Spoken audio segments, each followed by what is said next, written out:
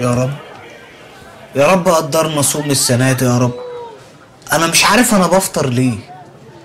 يمكن عشان السجاير، جايز عشان بجوع.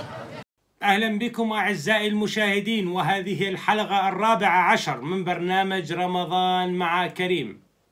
يرجو أن تشترك بالقناة إذا مش مشترك، وأيضا أعطينا زر إعجاب للفيديو، وإذا حبيت أيضا تشارك الفيديو مع الآخرين فأكون شاكر لك. بالحقيقة في حلقة رقم 13 الحلقة 13 سألنا سؤال: من هو الرجل الذي دخل على محمد وطلب منه عائشة؟ وهذا السؤال مستنبط من وسط القرآن في سورة الأحزاب والآية 52. الآية هكذا تقول: لا يحل لك النساء من بعده ولا أن تبدل بهن من أزواج ولو أعجبك حسنهن إلا ما ملكت يمينك وكان الله على كل شيء رقيب. هذه الآية تنهي محمد أن يبدل أزواجه مع أزواج الآخرين. تقول لمحمد لا يحل لك التبديل. ليه يا محمد ما يحل لك التبديل؟ لأن في شخص دخل على محمد اسمه عيينة ابن حصن الفزاري، دخل على محمد ووجد عند محمد عائشة موجودة، وهذا ما جاء أمام حضراتكم في تفسير ابن كثير. دخل على محمد ومحمد جالس جنب عائشة، قال لي لماذا تدخل بدون استئذان؟ لماذا لا تستأذني؟ قال أنا لم أستأذن أحد من يوم أدركت، يعني أنا من زمان ما أطلب الإذن من أحد. يعني بنفهم من القصة أن هذا الشخص كان قيادي في الحركة الجهادية المحمدية في الصفوف الأولى، فمحمد لا يستطيع يعارض هذا الشخص. نفهم من هذه القصة هكذا، لأن محمد لا يستطيع أحد يعارضه ويذبحه، ولكن اللي ما عارضهم هم جهاديين قتاليين في الصفوف الأولى. وإحنا عارفين الخمس لله والرسول. أيوة، الخمس لله والرسول مصاري، فيها مصاري القصة يعني. فلهذا السبب محمد لم يعارضه. قال له من هذه اللي قاعدة جنبه؟ قال له عائشة أم المؤمنين. من هذه؟ الحميراء، بنت صغيرة حمراء حلوة جميلة عجبت عيينة. من هذه؟ قال له هذه الحميراء عائشة. قال له ألا أنزل لك عن أفضل الخلق أو أحسن الخلق؟ عنده امرأة حسبا ما جميلة، يعني الرسول واصفها أنها أحسن الخلق. ألا أنزل لك عن زوجتي الجميلة وتعطيني عائشة أتسرى بها ليلة؟ فرفض محمد ونزلت هذه الآية تمنع محمد. طيب إذا سألنا السؤال معاكس، وإذا سألنا السؤال بطريقة أخرى: الأزواج اللي كان متزوجهم محمد قبل عائشة هل كان يبدل بهن؟ لم يكن تحريم هناك. يعني إذا سألنا عن خديجة، هل كان خديجة قبل عائشة هل كان يبدل؟ عندما كانت عند خديجة موجودة كان يبدل مثلا؟ تم التحريم مع عائشة، وقال الله لا يحل لك من بعد، يعني من قبل حلال بلال على محمد. طيب وسودة بنت زمعة كانت قبل عائشة.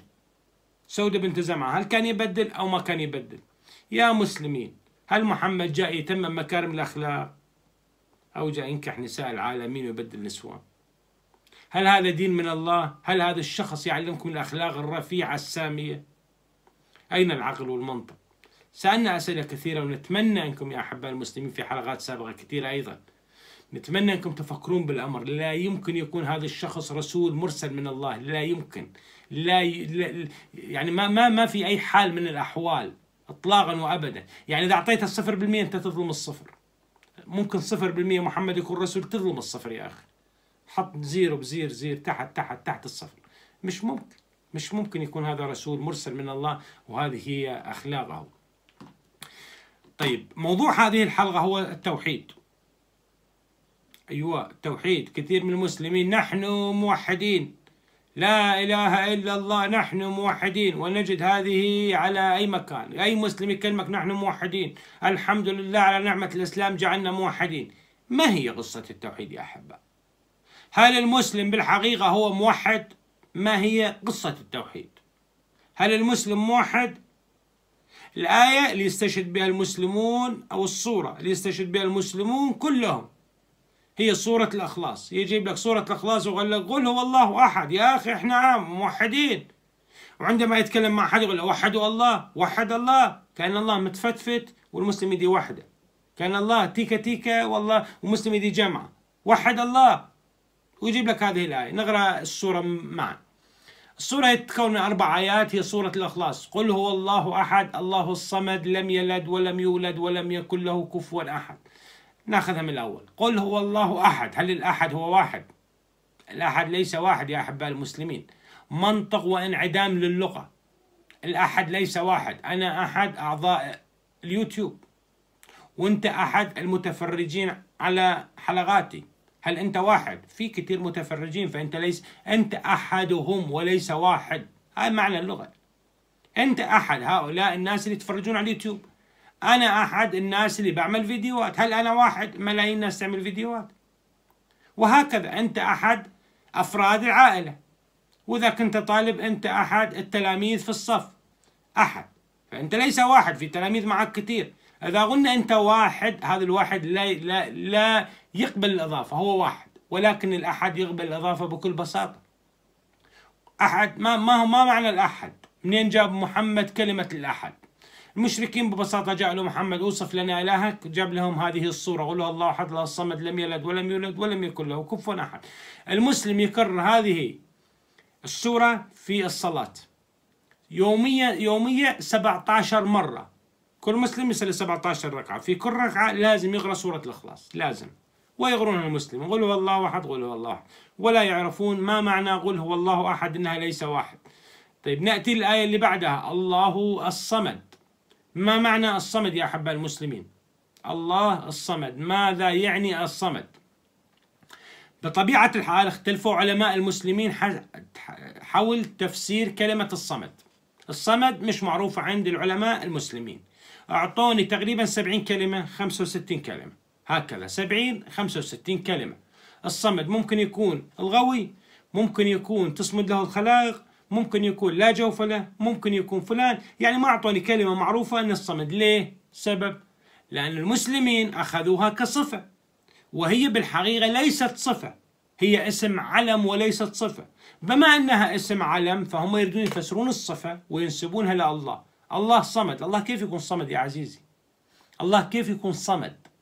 مش ممكن الله يكون صمد، الله متكلم وليس صامت. جعلتوا الله صمد وتقولون أن الصمد هي الصفة لله وتصمد له الخلائق، وطلعتوا لنا أمور كثيرة واختلفوا العلماء حسب تفسير كلمة الصمد. يعني الكلمة الأكثر تكرارا عند المسلمين هي كلمة الصمد. قولوا والله أحد الله الصمد، المسلم يكررها يوميا 17 مرة، أكثر من قراءة القرآن. طيب إذا أنت حبيبي المسلم أكثر من قراءتك القرآن تكرر كلمة الصمد ومش عارف لحد اليوم ما معنى كلمة الصمد، فلماذا تقول نحن موحدين؟ في هذه الحلقة راح تتعلم معي. لحد هنا نتوقف. قل هو الله أحد الله الصمد. نتوقف، نروح لآية أخرى ونرجع لهذه الآية مرة ثانية علشان أطبق لك الآيات مع بعض لكي تفهم يا عزيزي المسلم وأيضا الأخ المشاهد. أقرأ معي في سورة الأعراف الآية 70. هذه أمامكم سورة الأعراف والآية 70. قالوا المشركين يتكلمون لمحمد، قالوا أجئنا لنعبد الله وحده، ليس أحد، وحده. قالوا أجئنا لنعبد الله وحده ونذر ما كانوا يعبدوا آباؤنا فآتنا بما تعدنا إن كنت من الصادقين.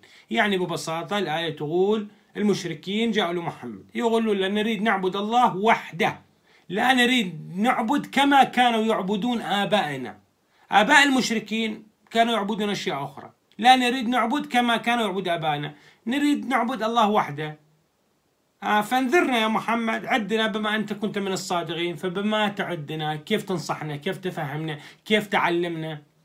تفسير ابن كثير اللي هو شيخ المفسرين عند المسلمين، ولا يختلف عليه المسلمين من أهل السنة طبعا، لا يختلف على هذا المفسر، مفسر يعني من المحترم، ومقاطع الفيديو لليوتيوب يعني كثيرة جدا من مشايخ. قال ابن كثير، قال ابن كثير يا أخي، قال ابن كثير. نروح لابن كثير، ماذا يقول ابن كثير في تفسير هذه الآية؟ ابن كثير يقول وقد ذكر محمد بن إسحاق وغيره، كتاب السيرة وغيرهم يعني اللي يفهمون الإسلام صح. وقد ذكر محمد بن إسحاق وغيره إنهم كانوا يعبدون أصنام، فصنم يقال له صداء، والآخر يقال له الصمود، والآخر يقال له الهباء. يعني المشركين اللي جاءوا محمد اللي قالوا له جئنا أن نعبد الله وحده وما نريد نعبد كما كانوا يعبدون آباءنا. التفسير يقول آباءهم كانوا يعبدون أصنام، آباءهم كانوا يعبدون أصنام. ما هي الأصنام اللي كانوا يعبدونها؟ صنم يقال له فصنم يقال له الصداء، والآخر يقال له الصمود، والآخر يقال له الهباء. 3 أصنام كانوا يعبدونهم هؤلاء المشركين. نرجع لسورة الإخلاص اللي قريناها قبل قليل. سورة الإخلاص: قل هو الله أحد. أحد ماذا؟ أحد الأصنام اللي كانوا يعبدونها المشركين. الله الصمد، وهم يعبدون الصمود. الصمد والصمود، هل تغير الاسم بالحرف الواحد وجعل الصمد الصمود؟ لم يلد ولم يولد، بطبيعة الحال هو الصنم من صخر، لم يلد ولم يولد، ما جبتها من بعيد يعني. ولم يكن له كفوا أحد. لم يكن له كفوا أحد. قالوا عن الصمد تفاسير المسلمين: لا جوف له.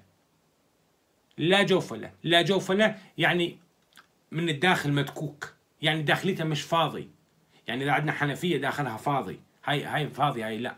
هذا لا جوف له يعني مدكوك، يعني صامت، صمود، صامت، مدكوك، يعني مملوء، يعني وزنه ثقيل.